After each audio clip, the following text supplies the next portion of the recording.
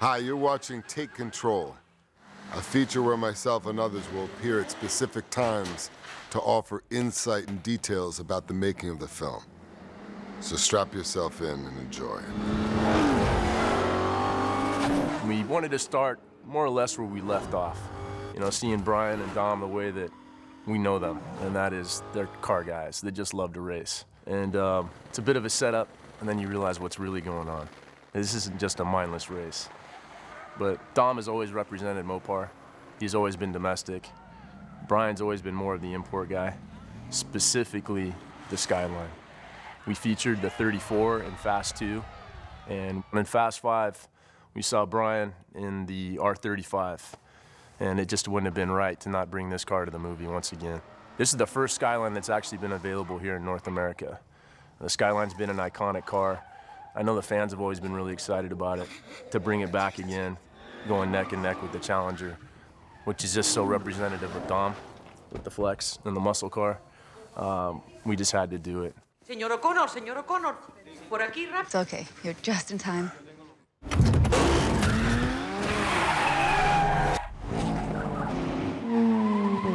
Fast and Furious 6 is, in essence, the last film in the second trilogy that started with Fast and Furious, not to be confused with The Fast and the Furious. Fast and Furious was released in 2009, and that was the first film that partnered myself and Justin and regrouped and reamassed the whole cast. When you watch the film, you'll notice that the title says Furious 6 and not Fast and Furious 6, and that was by design from the very beginning.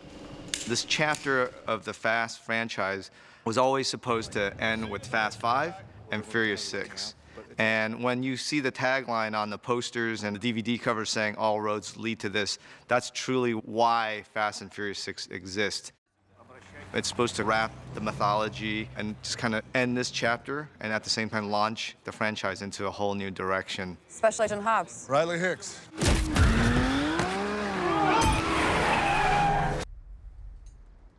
This is what 100 million buys? It wasn't that hard to find you, Toretto. I think anytime you have a scene with both Vin and Dwayne, you know it's something that is going to be memorable. Because I think with them, they both come with very iconic values. And it was important, I think, to set this film up where it's actually Hobbs that comes in to basically recruit Dom and his family. Essentially, Furious 6 is evolving not only the characters, but it's also taking this franchise into a new genre. And Hobbs is integral in coming in and bringing these characters and taking them to a new world. You see, he's gonna come voluntarily. As a matter of fact, he's gonna beg me. I very much like working with Dwayne Johnson. He plays Hobbs better than anyone could play Hobbs, and I think his Hobbs character is a real asset to the overall saga. A little anecdote, when Fast and Furious released in 2009 and broke records, the only person that called me from Hollywood was Dwayne Johnson to congratulate us on our success. Soon after that, someone on a social media site said to me that they would love to see Dwayne and I in a movie together. Initially, the role for Hobbs was envisioned for a Tommy Lee Jones type. And when Dwayne Johnson took control of that role, he made it his own and brought something unmistakably powerful that we've been able to explore as the films progress. I need your help, Dom. I need your team.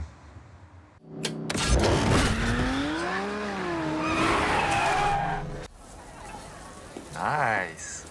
Fast and Furious, Fast 5, and Furious 6 exist in between Too Fast, Too Furious, and Tokyo Drift. When I talked to Vin, all the way back when I was making Tokyo Drift, it was about creating this mythology, his relationship with Han, and this theme of family and all the connections. That was to basically, we were going to explore that in 4, 5, and 6. And it was all going to lead and tie up to, the first 3 films of the series. Dom?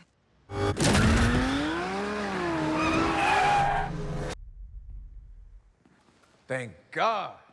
The first time the team is brought together in Fast and Furious 6 is at a headquarters that has been provided by Hobbs. Our characters are expecting to receive money and payment for the job that they're being presented with. We quickly find out in the scene that this is about something much more deep and significant than just money. Get us to Letty, we'll get you Shaw, full pardons all the way around. These scenes with the whole cast are the most chaotic and probably the most stressful in the best of ways and the worst of ways. Because ultimately, you know, all these characters are such a big part of the franchise. They come with a lot of history and legacy that they, you know, the actors care about very much. And I want to respect every character, regardless if it's number 1 on the call sheet to number 30. That's something I take a lot of joy in doing.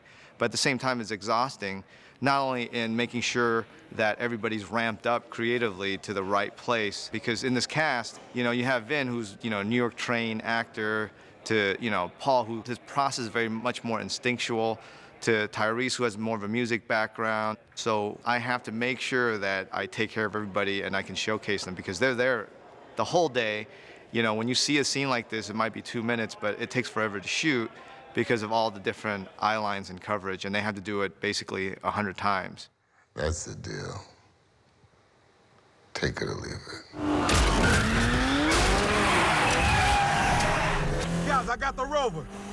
Okay, well, I got whatever the hell that thing is. The flip car is fantasy fulfillment. The flip car is an opportunity for us to push the realm of car racing or car action sequences to the next level. And we were very excited about introducing an original element in Fast and Furious 6 that you've never seen in any of the other Fast and Furious movies. When I was kind of developing the character of Shaw, I felt like this is a guy that's not going to be driving normal cars. He's actually going to be designing cars that is going to be for very specific purposes. And I like the idea of a car flipping another car. And I remember Dennis coming to me, and he had, I think, like a Mercedes SUV with a ramp that was on the roof that would come down. And I told him I liked the idea because it fits Shaw's character so well, but aesthetically it wasn't right. And I felt like when we were going to go to Europe, it had to be much more efficient. And I said, let's try to maybe use the F1 as inspiration. And he got it right away. Within 3 hours, he faxed me the new design. And that's basically what you see now in the movie. The thing I like about Dennis is he is the big cheese when it comes to all the cars that we bring into the movies. But he's also very hands-on because he's a fabricator. His background is off-road racing. So when I knew that Dennis was still on the job, I was like, all right, it's probably gonna be pretty cool.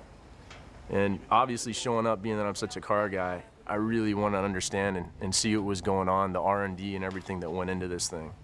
So when you wanted to steer front steering input in, like you would with a normal car, you just turn the steering wheel. But when you wanted to activate the rear wheels to initiate the real radical maneuvers that this car did, because I mean, it literally just can go from side to side from the four-wheel steering. It's actually a separate toggle. I mean, you're always at your best as a driver if you got two hands on the steering wheel. So now imagine initiating a drift and then with your second hand, literally trying to steer the rear wheels to direct the car at a more exacting angle.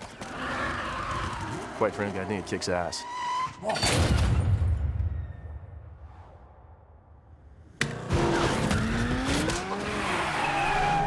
The preparation for this Fast and Furious film was different than anything I've ever really tagged before. And I thought it was going to be cars, but instead, the training that I'm getting is for a massive fight sequence between Gina Carano, who's freaking amazing, by the way. She's so cool. She's a professional MMA fighter, for those who don't know. It was about a month and a half of strenuous workout sessions. I feel like both Michelle and Gina knew the importance of this, and the challenge I posed to them and also the crew is that let's not just make this a good fight. Let's make this the the best fight in cinema history. Why not? You know, like, we have the opportunity. And so everyone took that to heart.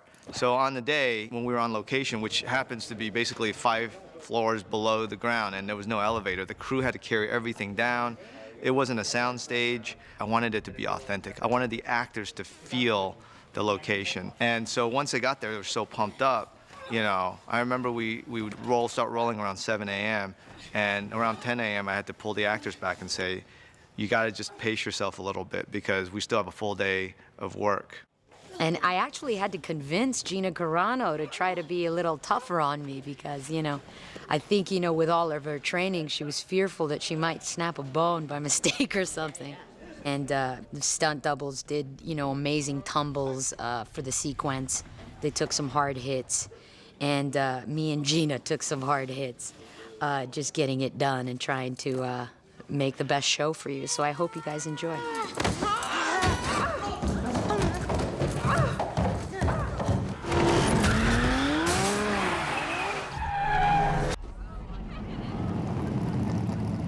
The idea of the Dom Letty race, it was to put Letty in a situation where she feels something familiar, but yet she can't remember anything. And at the same time, for Dom, it's about this dance that he does that ultimately proves enough for Letty to let her open herself up and to be able to let him in a little bit.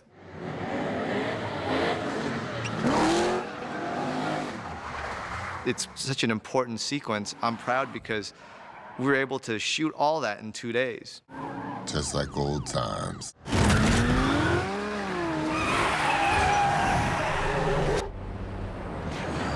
It's gotten to the point now where what haven't we done? But Justin thought, hey, you know, let's really up it. And then going international, we opened the doors to the big boys. Well, the big boys come with bigger and badder toys than we've ever played with before. And so Justin thought, let's bring a damn tank.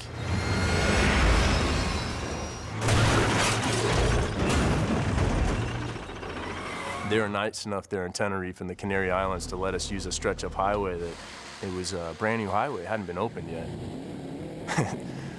They probably shouldn't have let us use it.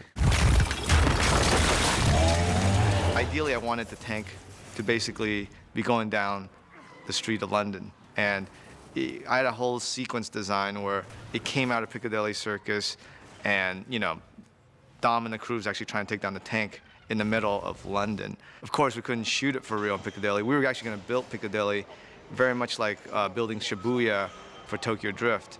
But ultimately, I decided to go with the highway because we had full control and everything was going to be practical. And more of the money could be on screen rather than using the money to build the sets. So the 78 Mark I Ford Escort, I remember day one when we walked in, I was with Tyrese and Luda and everybody, and they laughed at the car that I was given. And Chris said, oh man, they did you wrong. And I could see why you would say that. I mean, it doesn't maybe necessarily have the pop that the other cars have, but overseas, this car is really iconic. This car, it just crushed, it dominated the rally circuit for a long time. This is the late 60s, early 70s. And considering what we were doing action-wise in the movie, I felt that it was actually the most suited car. Now, it's a 4-cylinder, it's carbureted, it doesn't have a ton of power, but it's so light, it doesn't need the power that the heavy domestic cars do. So, especially when it comes to jumping and pulling off all the heavy maneuvers, the car actually suited me just fine, and I love driving on the right-hand side. I love it.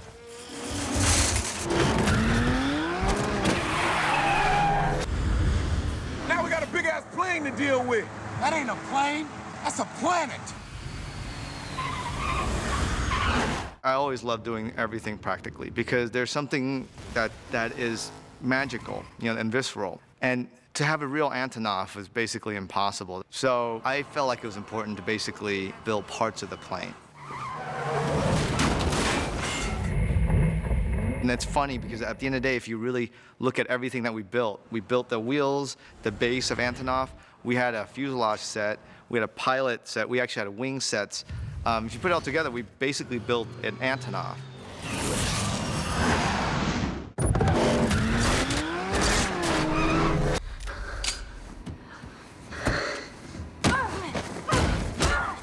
Everyone's fight sequences came together pretty tight. And the reason is fight coordinator. He didn't come in posturing like a lot of fight guys do. And then every guy in his team was the same guy. I mean, they're just super mellow, came in, they were all about being professional. And it wasn't about their fight in the movie. It was about how they can make the movie better with their fight scene. And a lot of what we got that actually ended up working really, really well was actually a mistake. But the mistakes worked so well because we knew the dance, just inside and out. We all got hit, we all got banged up, and nobody lost their shit, which I've seen happen a bunch in the past, so it was a really good experience.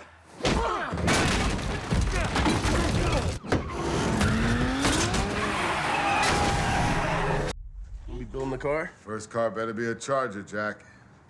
Now, you're looking at a situation where these guys who were running on the wrong side of the tracks are all of a sudden given pardons. And they're allowed to come back home to the United States and live as law-abiding citizens of the United States of America.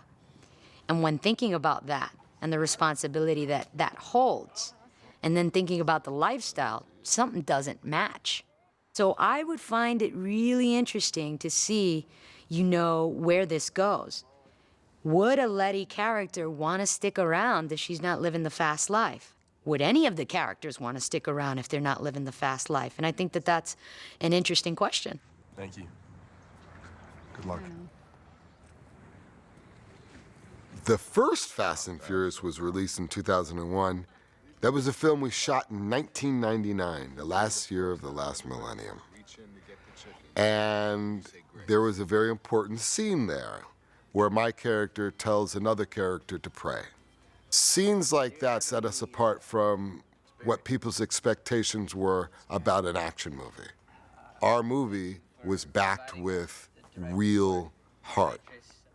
To be able to return to that set, that exact location that I was filming in 1999 in 2012 was surreal. You'll see at the end of the movie how much of an homage we paid to the first film when we end the movie on a prayer. For all the choices we've made, because that's what makes us who we are. It's been a great ride to be a part of this franchise. When I came on to do Tokyo Drift, I literally had just done basically a credit card movie right before it. And to be able to be handed over the reins to the franchise and to try to do something to evolve it, I feel lucky to have Universal as a partner. But at the same time, to be able to make 4 movies, I give a lot of credit to the audience, to the fans, because sequels don't just happen. They are earned. As I'm kind of ending this chapter, I feel great because I feel like the franchise is in the best position it's ever been.